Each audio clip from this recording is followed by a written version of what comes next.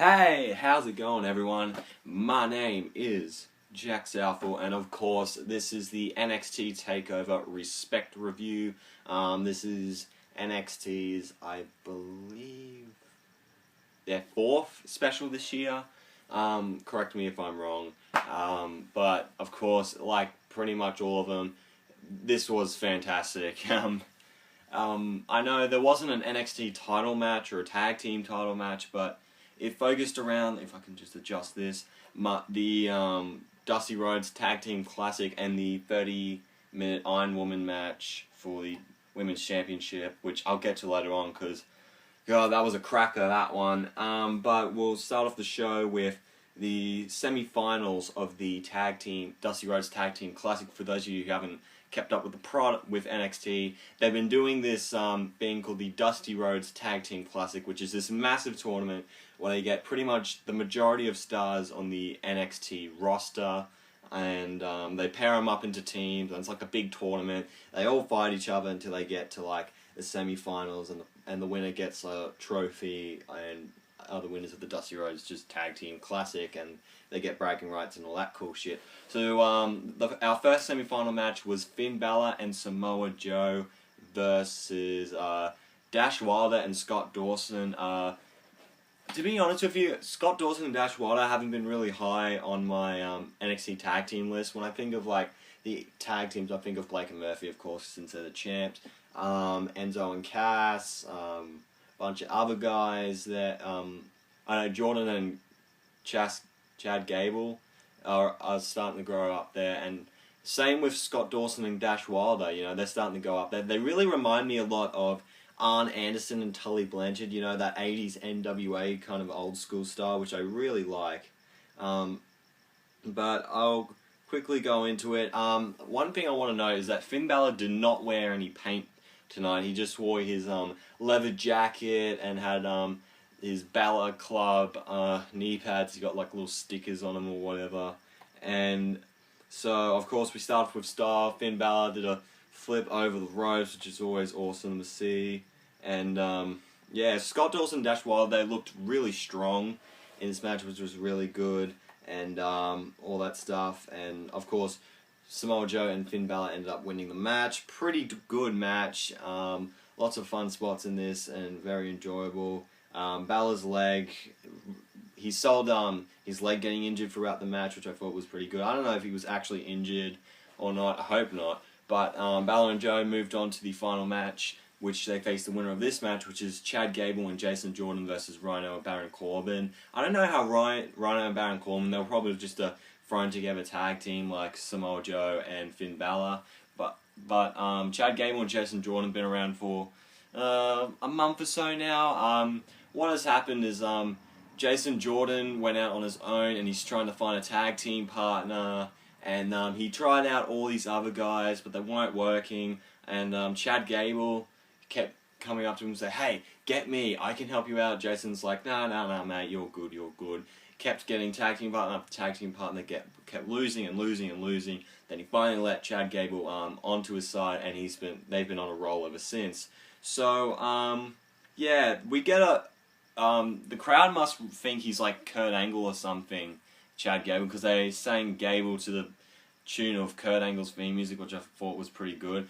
They remind me a lot of the World's Greatest Tag Team, if you remember that from about like the Ruthless Aggression era. There was Shelton Benjamin and Charlie Haas. I think they did a bit of work in Ring of Honor like afterwards. I don't know if they're still around. I think Shelton Benjamin might be in New Japan Pro Wrestling doing some stuff there. But I do remember Charlie Haas and Shelton Benjamin. They remind me a lot of them because they had the overalls kind of like what they had in like 03 or whatever, and it's not because one white's and the other one is black, because they're both extremely athletic. They have a amateur wrestling background kind of similar to them, and I reckon they could be a very good tag team, to be honest with you, because they do a lot of mat-based wrestling, which is really cool. But yeah, it was a very awesome match. These two teams went at it. Great tag team wrestling. But unfortunately, Rhyno and Baron Corbin got the win.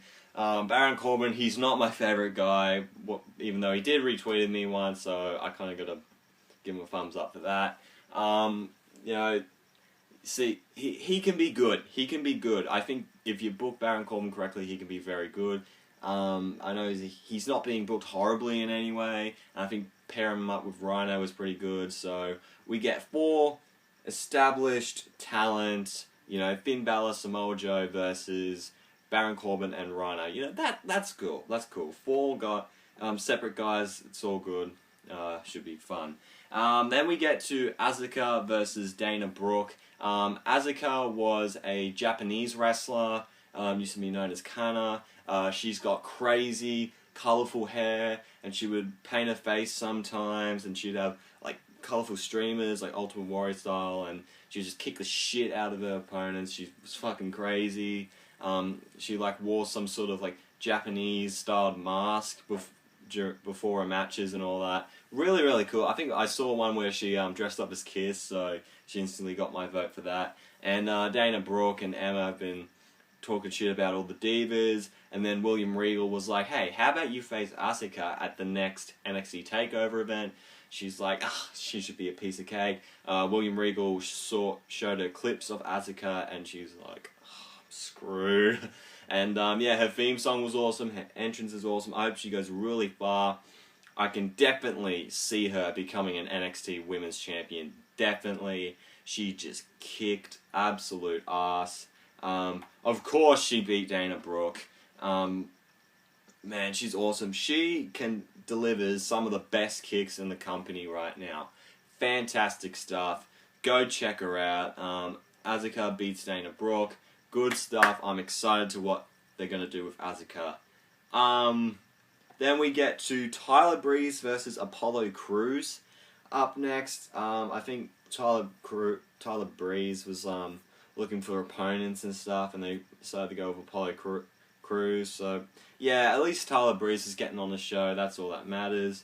And Apollo Crews is so athletically gifted, man.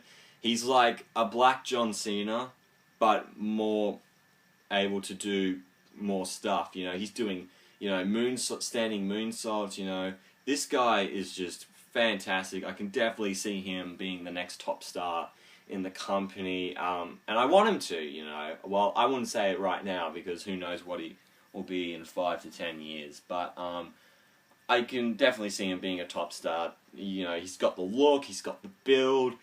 He can do flips, so he's popular with the Vince McMahon because he loves his big jacked up dudes. He's popular with the independent fans because he wrestles in independents.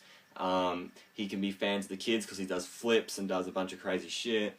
And women might be into him looks wise. I don't fucking know, but you know, he caters to all audiences, and I think if you want a top star for your company, I feel like Apollo Crews can be a perfect fit for that. So, yeah, of course he bulldozed Tyler Breeze when he was on the outside, and he collided into the apron. Tyler Breeze was awesome in this match, and then I think Apollo Crews did like a back suplex, hurled into like a powerbomb, whatever the fuck, and of course Apollo Crews wins the match.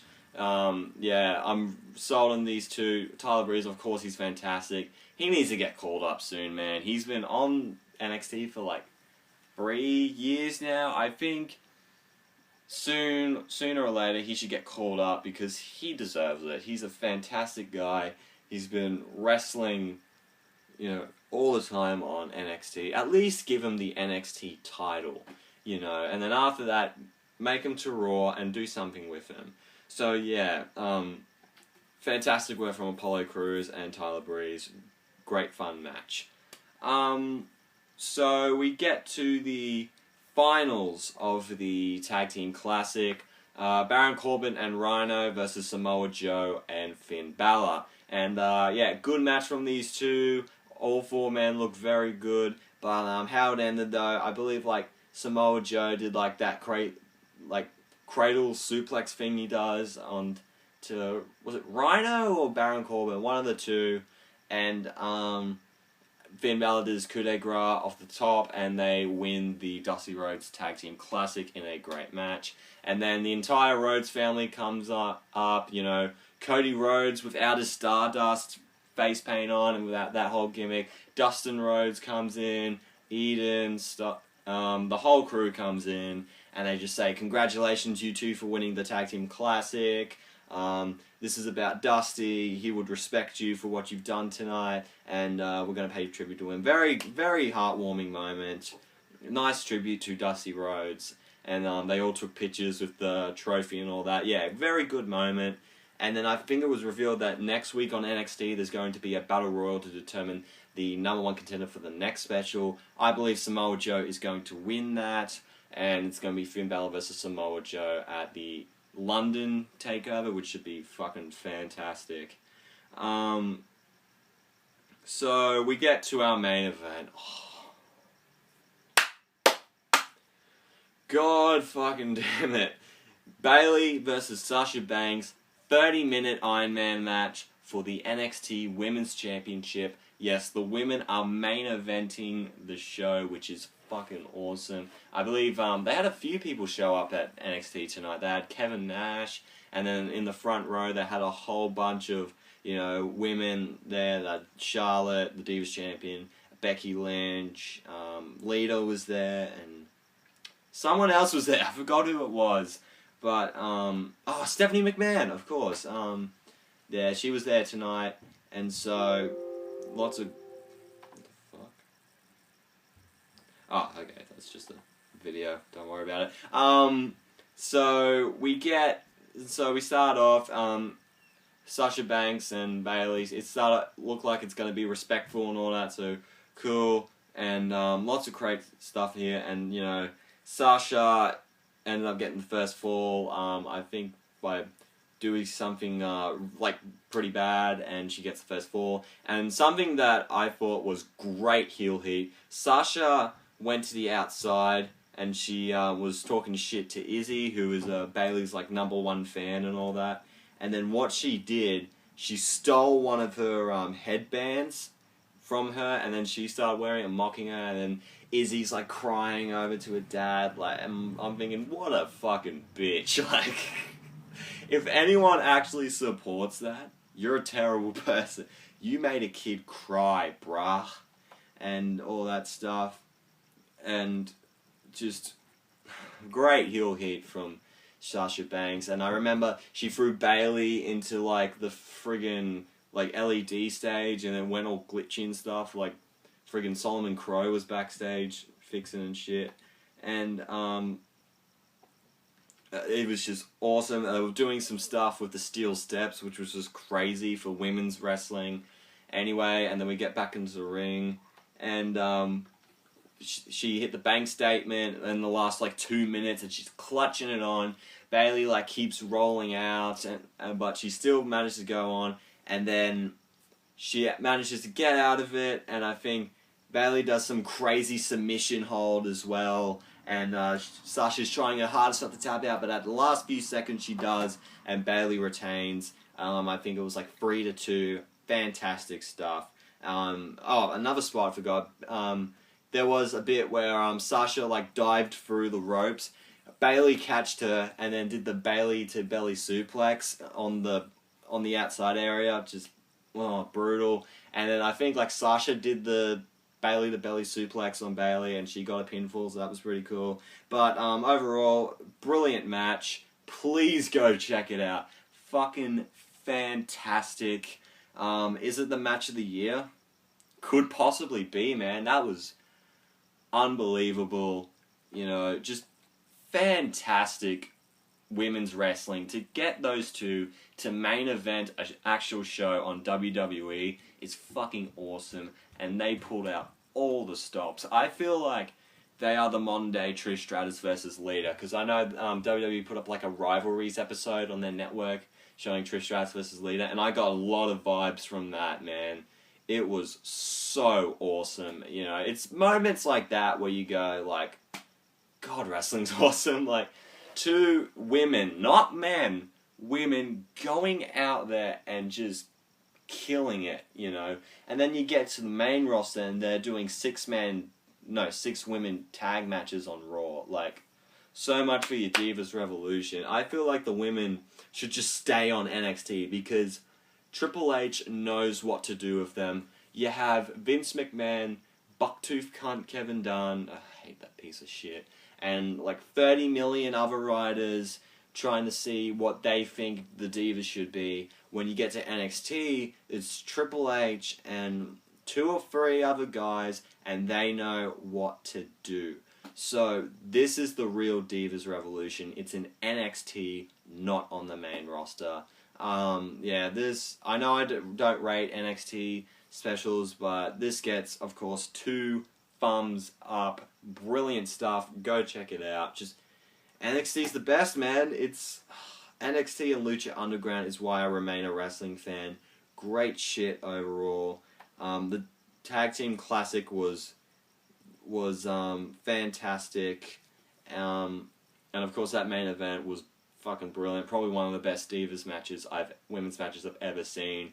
You know, there may be others in like other promotions like TNA, New Japan Pro Wrestling, whatever. But when it comes to NXT and the WWE, that was definitely one of the best of all time, in my opinion. So yeah, that was NXT TakeOver Respect. Speaking of respect, I have to give my respect to Sasha Banks and Bayley for putting on an amazing women's match. I believe even Stephanie McMahon was crying herself, so if you get Stephanie McMahon to cry, you did something right. So yeah, that was my review of that. Hope you guys have enjoyed. Make sure to leave a like if you did. Comment down below your thoughts on this special. I thought it was brilliant, and if you didn't like it, then sick. I don't care. Make sure to subscribe if you want to see more videos from me. I've actually got a couple coming out. The video that I just worked on was my Royal Rumble 2001 review. I said that was going to come out back in April. It's finally rendered, so who knows when I'm going to upload that. I've got another school video that I have out that I can release on my second channel.